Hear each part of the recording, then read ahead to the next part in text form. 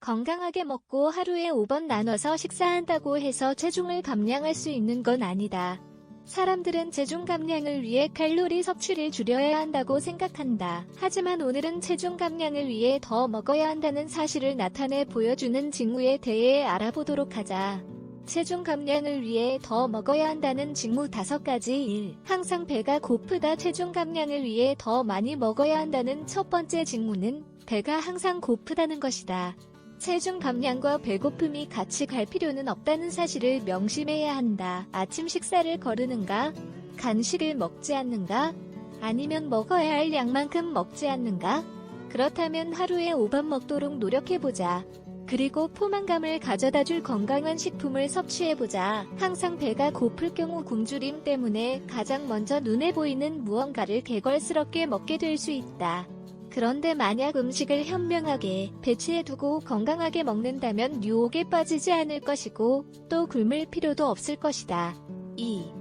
두통이 아주 심하다. 체중 감량을 위해 더 먹어야 한다는 또 다른 징후는 두통이 편두통이나 생리기관과 관련이 없다면 그 이유는 충분히 먹지 않아서일 수 있다. 음식을 충분히 섭취하지 않고 식사를 건너뛰고 제한적인 다이어트를 하면서 제대로 먹지 않으면 뇌가 제대로 기능하는 데 필요한 포도당을 얻을 수 없다. 뇌가 이 포도당 부족을 알아차리면 에너지 부족으로 두통이 생긴다.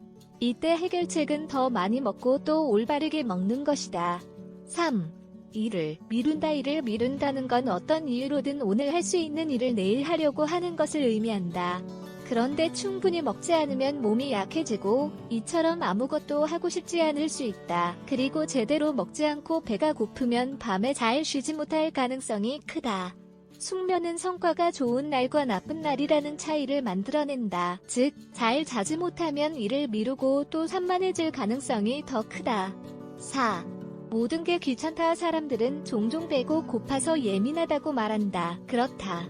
배가 고프면 기분이 나빠져 모든 일이 귀찮아지고 또 모든 일에 화를 내게 된다. 우리 몸에 필요한 것을 주지 않고 또 배고픔으로 인해 불편함을 느끼게 되기 때문이다. 초콜릿바나 비스킷과 같이 먹으면 안 되는 음식을 먹어서 죄책감을 느끼고 기분이 나빠질 수도 있다. 5. 화장실에 잘 가지 못한다. 화장실을 잘 가지 못할 경우 만성변비로 고통받고 있는 경우가 아니라면 제대로 먹지 않는 게 그 이유일 수 있다. 아니면 물을 충분히 마시지 않을 수도 있다. 몸이 에너지를 내고 정상적인 기능을 수행하는 데 필요한 음식을 먹지 않을 경우 물도 충분히 마시고 있지 않을 가능성이 매우 크다. 물을 충분히 마시면 변비가 개선될 수 있다. 또한 충분한 양의 음식을 먹지 않아서 이로 인해서 뮤질 섭취도 제대로 되고 있지 않은지를 분석해야 한다. 지금까지 설명한 내용은 체중 감량을 위해 더 많이 먹어야 한다는 사실을 나타내 보이는 몇 가지 징후들이다. 또한 그 부작용도 염두에 두어야 한다. 단순히 식습관을 바꾸고 더 작은 양으로 또 건강하게 식사, 과일 및 채소를 포함을 해야 한다. 혹시 음식을 제대로 먹지 않아서 다이어트 중 해당 증상을 경험해 본 적이 있는가?